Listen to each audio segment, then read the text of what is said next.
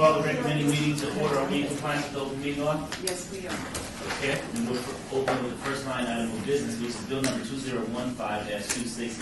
Possible action includes a federal fingerprint check in suitability approval investigation pertaining to smoke shops.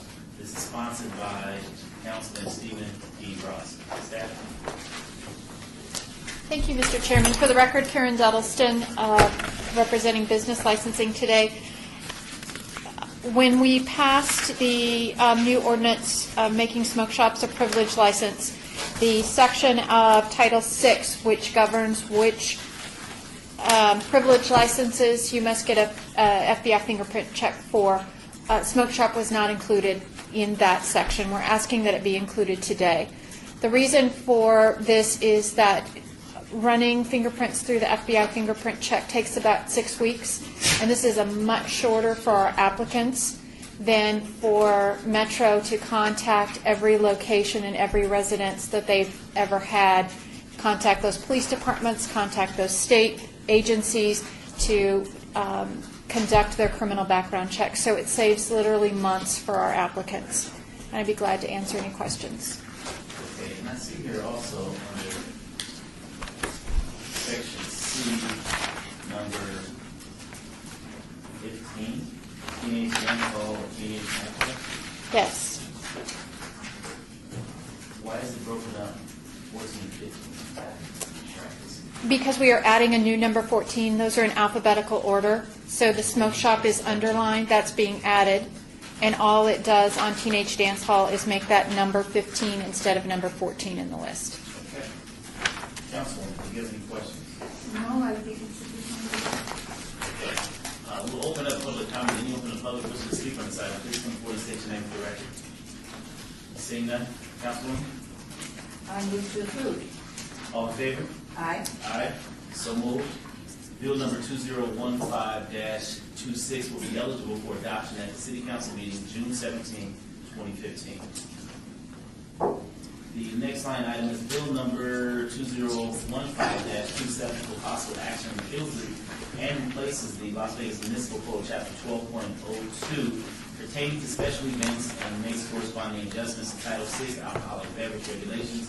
This is proposed by Ted Olivas, Chief of Staff to what, David? Everything. Chief of Staff to everything.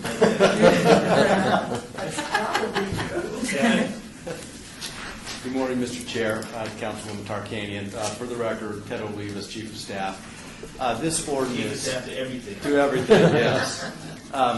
The reason that we're updating this ordinance is essentially the responsibility has changed from it being a public works ordinance to a Office of Administrative Services ordinance. We are now the lead department for this. And this happened about a little over a year ago.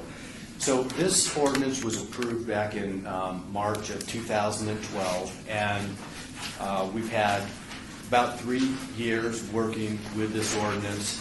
So when they made the change from Public Works to Administrative Services, we thought, hey, let's get everybody together, let's take the lessons learned and try to update this based on our everyday operations and how this works. So in a nutshell, here's what it does. So it changes the authority from Public Works to Administrative Services.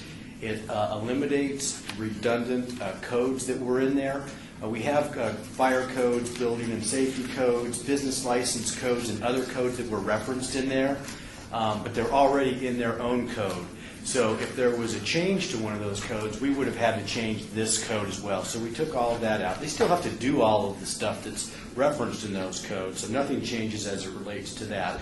The intent of this is to improve customer service. It makes our special events line of business the point of contact for the events people, and it's their job to kind of hand walk them through the process and act as an advocate and assist them through this thing we call the city process.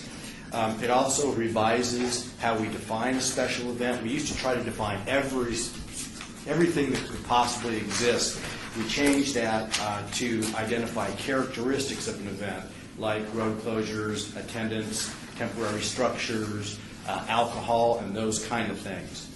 So In terms of the fees, it decreases our expedite fees, adds a nonprofit rate, and adds a Tier 3 event, our large events. Now, let me make it crystal clear that large events will still be approved by the City Council. You know, the Life is Beautiful and the Punk Rock Bowling and those big events. I will be responsible for approving some smaller events, just like the Director of Public Works in the past. The Director of Public Works will approve the residential block parties, which are separate from what we have in this ordinance. And then finally, it adds some clarifying language to Title VI, which relates to Karen and her group. So this tightens up some conditions for our special events liquor permits. So when we went through this process, we did bring in all the departments. We brought in the stakeholders and talked to them about what was good and bad. So this is a compilation of many discussions over the last year with the event providers as well as city staff. We sent this ordinance out to about 375 stakeholders. We've only received one response. That response was positive, like we needed to really do this. So with that, Mr. Chair, I'd be happy to answer any questions. Okay. Thank you for that. In relation to the bigger events such as Life is Beautiful, and I believe there was an event, some type of bowling event a few weeks back. Punk Rock Bowling, correct. Punk Rock Bowling. Walk me through the process as far as the permitting process for those events that don't come before City Council and those that do. Well, essentially, and I've got staff here that can assist in the day-to-day. We have an application that they have to go through, and depending on the size of the event and if it's determined to be a special event, essentially they go through that, and it's. So what is the threshold in relation to the size?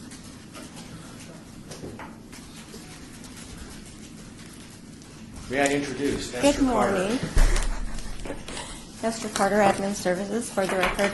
The threshold would be multiple road closures. So most of the events that we do, like the smaller parades and events that are downtown on the La Mulata and Fremont East, if they're not multiple day events, then we don't believe that they're typical events that we process over hundreds of them a year. So give me, The life an is. example of Tier 1, Tier 2, Tier 3, just one. Tier 1 would be the Eldorado Parade or the Halloween Parade.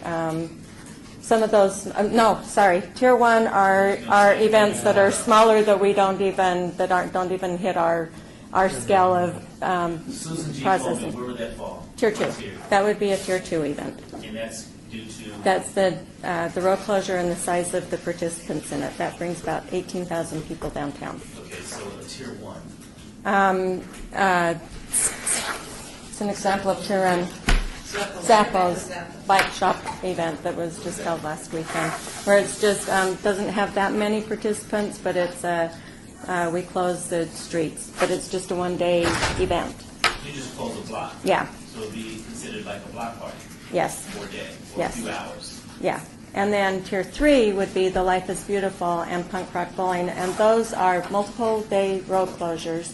And they also not only do they have to go through the special event permit, but those two events we have to do a land use agreement because the city still owns those parcels of event that they set up those two events on. So there's land use agreements that go along with the special event permit, and it's because of multiple days of road closures. Do you all take into consideration as administrative services complaints that have come in from previous years from residents and business owners pertaining to those events?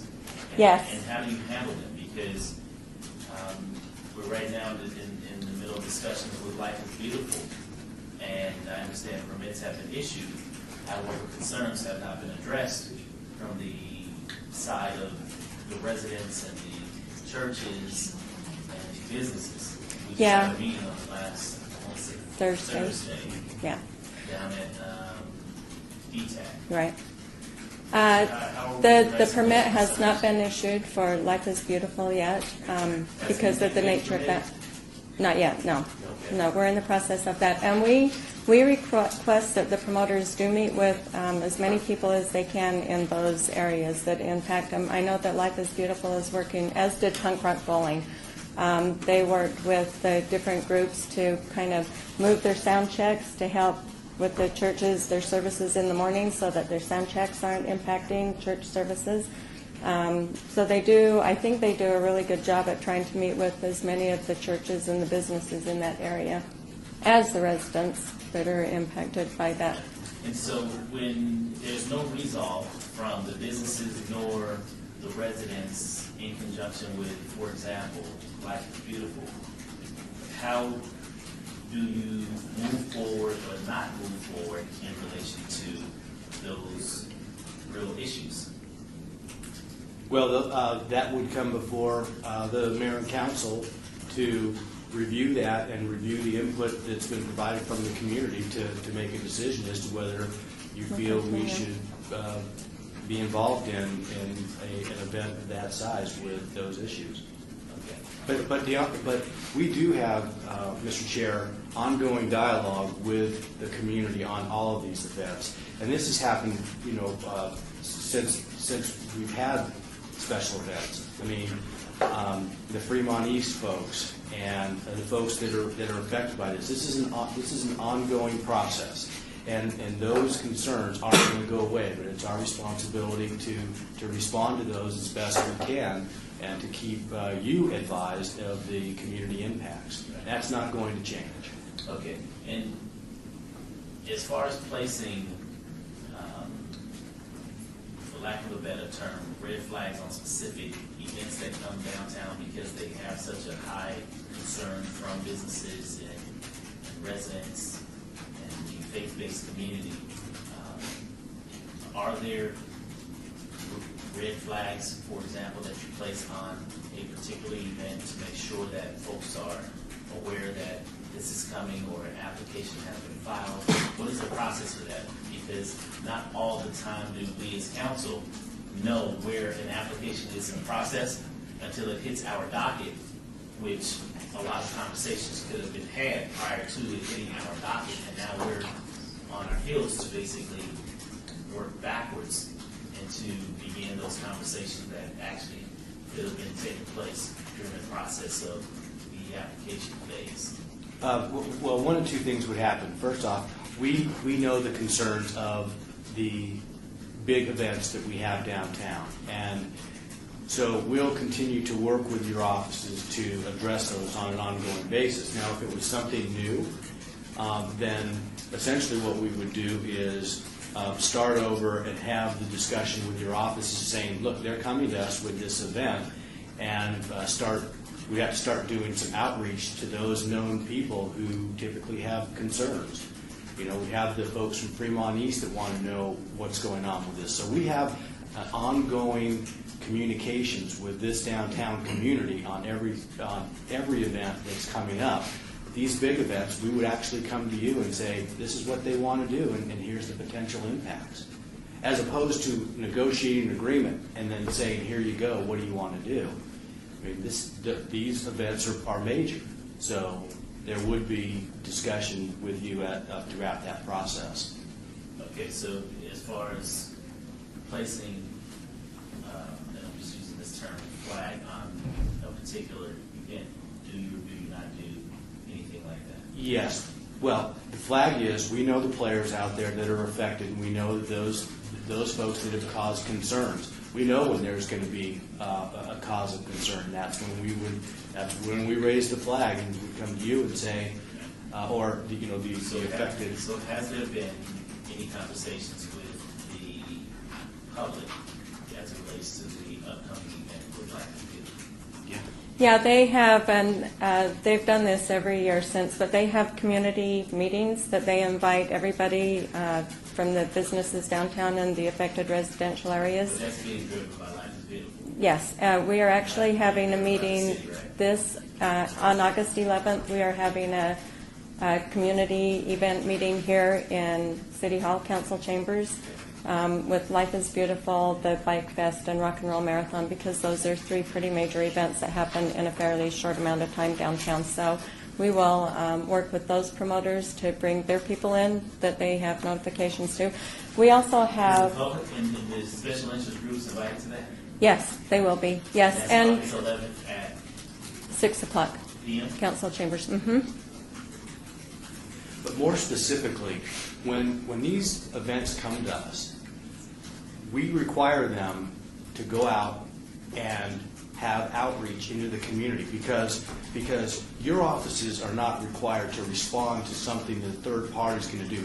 We try to keep them away. We want them to directly respond to the community needs and the The only concerns. thing is, we may do that, but it isn't working many times. The thing with the churches, I thought was particularly egregious. I had several calls from people who attend the Catholic Church downtown, which has been here longer than many of us probably have been here, and had their masses at the same time. And people call and they say they can't hear the mass. The priest calls and says he can't hear the mass. And then they have a problem with the parking. The parking where they were almost not able to use their own parking lot for people to come to church or for the rosary on Fridays. I mean, it was almost, in fact, the way they voiced it to me was the city has taken over our parking lot. I said, well, do you own that parking lot? Is it part of your church property? And they tell me yes. And I say, how can that happen? But they get very incensed and they're very concerned because last year we had all the noise and it really wasn't taken care of for it.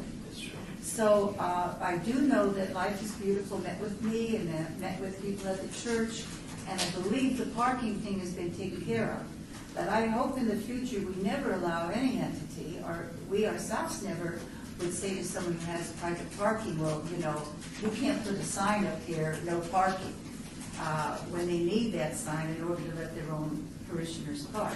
But the noise issue has not, and I have concerns that come from where my Ward 1 begins, along Rancho, and they're not, I'm sure, getting as much noise as the people who are in Ricky's ward. We do have a separate noise ordinance. It's something that we've been talking to them about when they do sound checks, when this thing starts. So, yeah, for a large event, that could be a factor that we have to address as a part of permitting that and coming up with an agreement. So, But the decibel level of the noise for a special event is higher than that for, say, your radio where it's supposed to be on as you're driving your car or for your next door neighbor, isn't it? I'm not sure. I think it is because it's a lot higher and nothing's being done. So it must be. Last year, I attended Life is Beautiful. It was a great event, but I knew that come Monday morning, my office would be inundated with a lot of calls, which it was from residents, business owners, church groups, because what I witnessed at 1 in the morning, and I was at the light at the corner of Washington,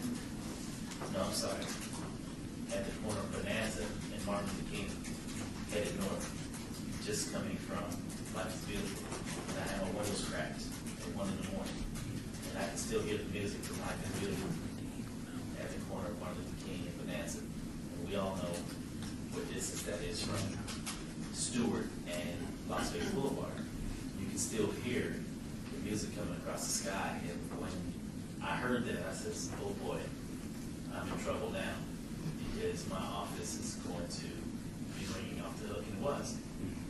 And so I can only imagine for those residents that live in Biltmore bungalows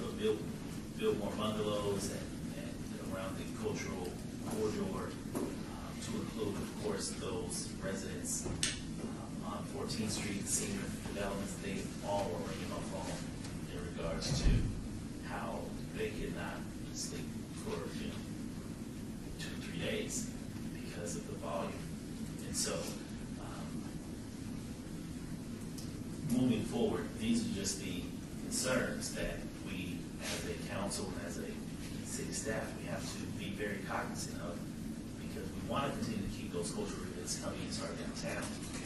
But the question then becomes at what expense to those who have to live here each and every day, because those events are here temporarily to cause major disruption for 3 days of someone's life, for them to then move out to turn around and come back in the following year. So it is something that I am going to keep in the forefront of our conversations. I would like for you, your administrative staff, to keep this in the forefront of your conversation, specifically when we're talking about these major tier 2, tier 3 events, so that we can head them off and start working with the residents to find alternative means, whatever they may be, in order for the cultural events to continue to take place, but at the same time, not displace those individuals who are long-term residents in our downtown. Okay. I just wanted to make a comment. The Streets Preserve has done a really excellent job. A problem we had with noise that was very loud in the homes that you know are right adjacent to the Streets Preserve. And we wanted to extend their hours for wedding receptions and things to 11 or allow it longer. And the citizens were notified because the Streets Preserve did do that. And then the citizens came and told them the problems they had and how loud it was. And they got together, and the Streets Preserve then took on an initiative where they meet regularly with those people. They let them know they did not extend their reception time an hour. They understood what the people were going through. And because I live in that area, of this area, I get these little postcards they send out. Thank you for being, thank you for understanding, and please let us know. And bring all your family to the ice cream social. You're invited to attend and free of charge and things like that. They've made a big effort to connect personally with people, and then the people, I think, tend to give a little better understanding.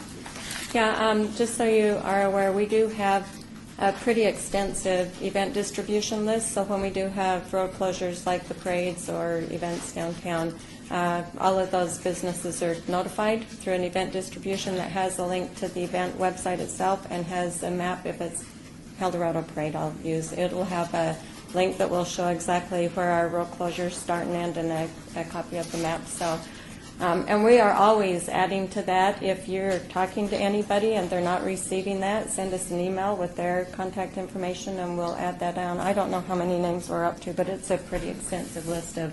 I have no complaints about the traffic there, but of course that's not my ward. But I've not had any complaints about traffic during these major events. I did have one, I think, for one of the races that you have that you took care of that right away. I just wanted to tell you, it's the noise issue that I heard a lot about. There's only been one complaint that one time of complaints as it relates to parking, and that was during the races. Was it the Formula? Oh, the Grand Prix. Grand Prix. Yeah. Grand Prix. And that was the casinos that were Yeah. up in arms Yeah. with regards to the parking. But I haven't heard anything since. I'm not sure if the races have come back. No, we did it. That was a one-year That event. was a 1 year. And Mr. Chair, that's not covered under this. Yeah. Just so you know, we would do it separate. What's Yeah. not covered? An event like that. So it wouldn't fall under, if they were to fill out an application, that wouldn't fall under your jurisdiction? I don't think that this is that covered in Mr. Chair? this? Well, There's a it, separate ordinance for yeah, those types of events. yeah, Oh, it is? Okay, yeah. okay, Chances of that ever happening again downtown are probably, okay. So Not having said existent. that, just know that these are real concerns that are on my desk each and every day, specifically as we move closer to the Life is Beautiful event. And I know there's a number of complaints that came from the Punk rock bowl. punk rock bowling as well. And so, I wanted your office to keep me informed as far as if they're going to continue to be handling events, when they are, so that we can get those conversations going months earlier so that we can mitigate a lot of the issues if in fact we're going to continue to have events like punk rock bowling and Life is Beautiful in downtown. And I'm not sure if I should say this as a side note, but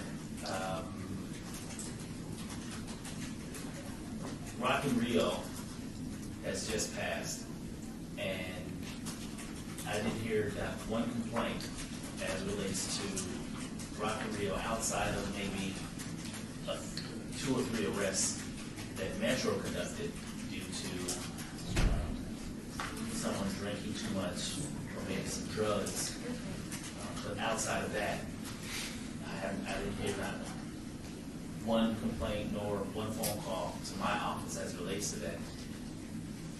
I had some before the event where people were worried about parking in their residential area, and we contacted them, and after that, I heard nothing, so they must have taken care of it. What they did was they put up signs, and I believe the city put up no parking for us.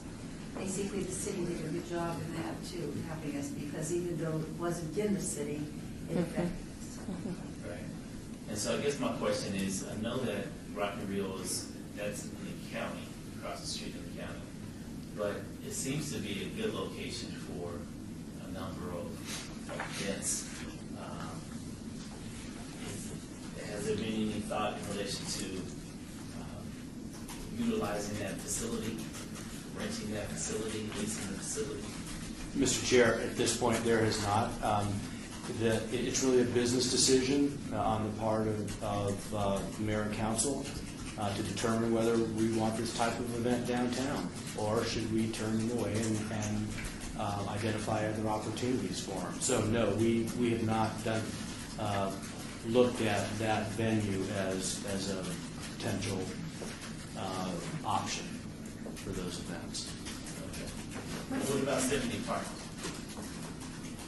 As far as we've had Eldorado there now for a couple of times, and we've had Eldorado there a couple of times, and bringing Life is Beautiful and the punk rock bowling into Stephanie Park. I mean, is that an option? This ordinance does not preclude you from doing that. It does not? No. Okay. Well, this is on Central Park, but some of that through EUD. Yeah, I don't know about It's not the ours. restrictions on that land, if we have restrictions, but this ordinance would not preclude having those discussions, certainly. All right, and I appreciate that. And maybe that's something that we can take a look at moving forward in the future, and keep a cultural section inside of Symphony Park for events such as Eldorado, Life is Beautiful, punk rock bowling, because from a noise standpoint, the downtown to the east and the berm of the highway and World Market Center won't be an issue as it relates to volume. And it can go all night, and from a parking standpoint, they can have a relationship with the World Market Center for parking, the surface parking, with the Smith Performing Arts Center, the surface parking there, to include in the future the new parking garage that we're looking to build out there as well. So just something for us to take into consideration moving forward. Okay. Councilman, do you have anything else? No, as far as this is concerned, or what it's supposed to deal with, I move to approve. Well, let me open up public comment. Oh, yes. Before you do that. Mr. Chair, Yes, sir. before you open it up for public comment, I wanted to take the opportunity, Val Steed, Deputy City Attorney. I passed out to you the proposed First Amendment. It makes changes on almost every page, but the only change